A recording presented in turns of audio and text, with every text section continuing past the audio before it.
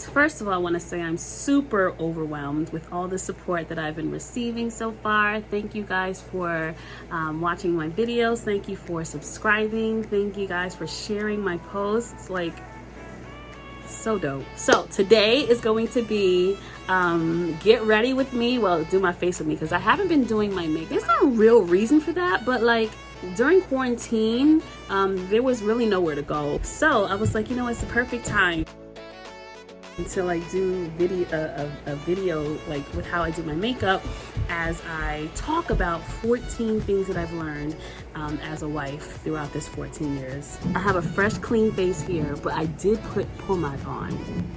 Don't judge me. I'm gonna show you my brush, but don't laugh at me, okay?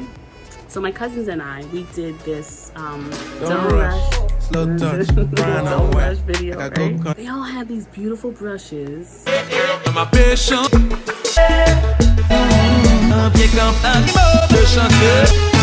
then I had to go on with this this brush. I couldn't even do the thing. Like, you know what this? I can't even cover the whole thing because it's like you can still see me in the background.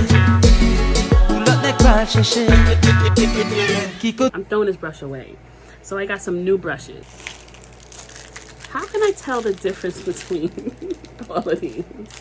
So yeah, I'll do this. I wore this shirt purposely. This shirt says, "This girl still dates her husband." Because I do. We still date. I have to. If I don't, then I mean, I'm not gonna like him anymore. What you say? So I love being a wife. I think it's a beautiful thing. Like, you get to share your life with someone, and you get to really pour into them. It's kind of like you have an imprint on whatever they become, kind of where they go in life. And so it's a beautiful thing that you get to share your ups and downs with one person for the rest of your life. So I love it. So let's get right into the 14 things. Number 1, prayer works. There are certain things that you alone will not be able to bring about a change on. A lot of people think that they can change something about their spouse, but in reality, it doesn't work that way. Like, there are some things you just have to take up with your father about his son that ain't acting right. Period. And God does what he does. He has his own, you know, conversations with his own son, and he gets him straight. So you can't change him. He has to see the need for change before he actually changes. Can somebody say number 2? Show that man some respect. He is not your child.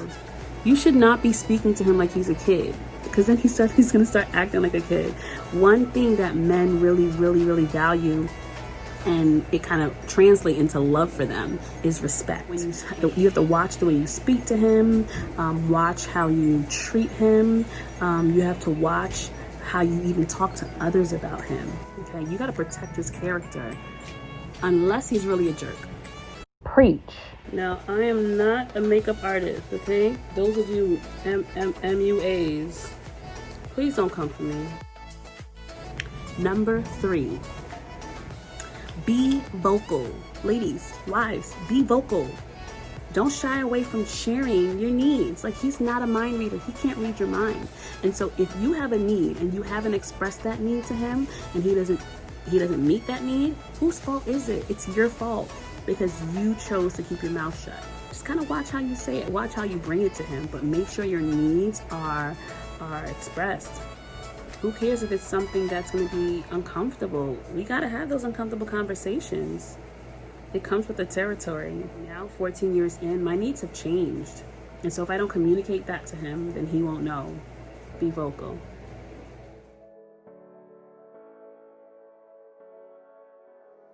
So I say number 4, flirt. Listen, when you pass by him, squeeze him, touch him, play kiss and tag when he looks your way. Bat your eyes. It would have been better if I had my mascara on, but make it fun and flirty. What does this do? It keeps the spice in your marriage, especially when there are so many other factors that take precedence, like the kids, the bills, your careers, even ministry, right? You want to keep the spice. So flirt away. Flirting is not only for kids. It's for adults too. Listen, I flirt. And we have a good time doing it, because after flirting comes praying, worshiping. Somebody say number 5. Number 5. Have a planner or a schedule. Life can get so busy. Life gets so busy, and we forget to create the time that we need for the both of us. So get a planner or a schedule and pencil in your relationship. Pencil in a date night. Pencil in marriage business meetings. Pencil in just a little check-in, right?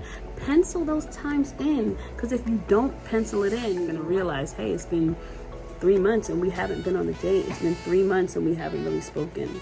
And not only pencil in your date nights and stuff for the both of you, pencil in some time just for yourself. Can I get an amen on that? Self-care is one of the best cares. If you're not your best self, you're not going to be good for anyone. Somebody say number 6. Number 6 is to be present.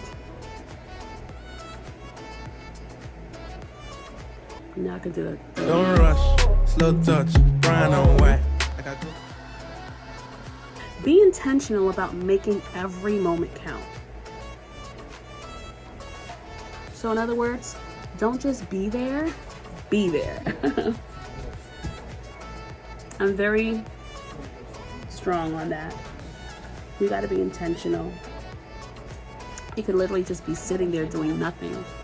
But if you're intentional about what you're doing, you're going to make that moment count. You're going to turn it into something that you will remember.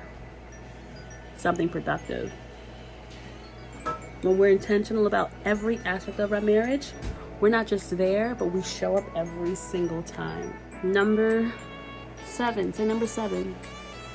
Help where necessary. Listen, your job as a helper is never ending. They need us. I'm whispering like it's in the next room. They need us. So I know you may have been able to help in one area and you feel like, okay, now it's time for us to move to the next area, and that can possibly happen. But don't be surprised if you've been helping in one area and you still haven't seen any changes. It's not time for you to give up. Your job is to help. Okay, somebody say 8. Stay cute, okay? Listen, we can have some off days, some I don't care how I look days. And listen, I've had a couple, especially during this quarantine. But it can't be every day, sis. Like, put someone that's cute. Like, men are visual, okay? Putting someone that's cute, even if you gotta show a little skin. If you need to feel better about yourself, like, you know, I kind of gained some weight over quarantine. I was like, okay, I'm not cute. I don't care what anybody says. Even if he lies to me and says that I am. I was like, no. And so I lost some weight just to feel better about myself so I can be confident, right? Because, listen, they notice when you're not confident. So, stay cute. Stay cute. Somebody say number 9. Have an accountability couple. Listen. This does not show a sign of weakness. There are some things that you alone will not be able to get him to see at times. Sometimes that third party is essential. They mediate the issue and they help you guys kind of figure it out and go through. Yeah, we have an accountability couple, and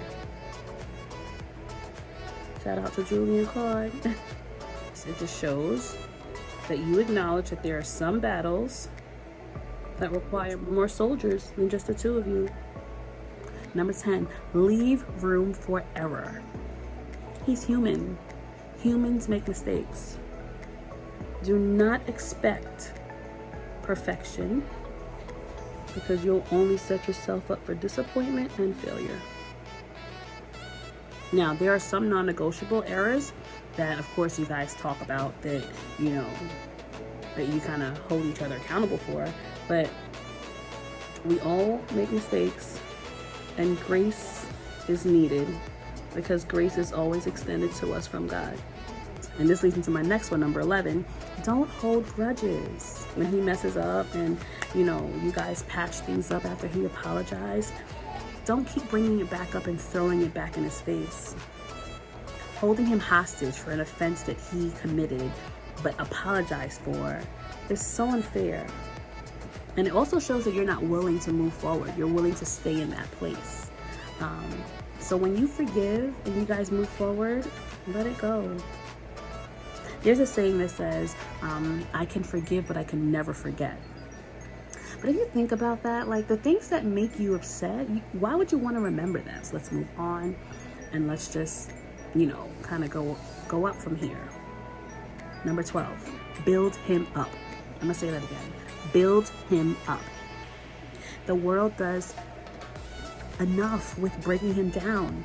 He can't come back to his home and he's being broken down even more, but then you expect him to be the whole man that you need him to be, right?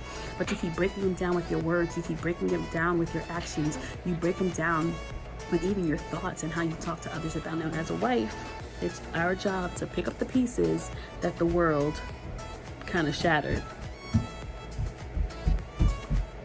and put them back together again. All right, number 13, pick your battles. Sometimes after truly thinking about it, you can say to yourself, this really isn't that serious. Meaning, there are some battles that I'm going to put my effort into, and then there are going to be some that I'm just going to let slide, because not everything requires a fight. Of course, there are certain things that you gotta talk about, but there are certain things that you can let it go, boo. Like, you don't have to really make a big deal about. Just let it go. Let it go. Finally, number 14, model the behavior that you wish to see. This is a hard one, because sometimes our pride won't let us do that. No, you should know. You should know. I told you this is what I want you to do, but you're not doing it. But that's not okay. Like, you're his helper. So he may need to see you exhibiting that behavior so that he can catch on, right? It's not fair, but if you're after a desired goal, don't think about what you're doing in the moment. Think about what's the end goal, what would you like to see? And that would definitely help. You eventually see what you want him to exhibit. Now, these things have worked for me. I'm not saying they will work for you, but if you find yourself in a problem, try it. Don't knock it until you try it.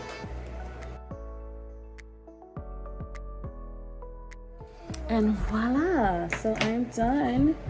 I'm gonna thank you guys for joining me today. I hope the tips that I shared are tips that you can, you know, possibly use to help you be the best wife that you can be. Listen, nobody's perfect.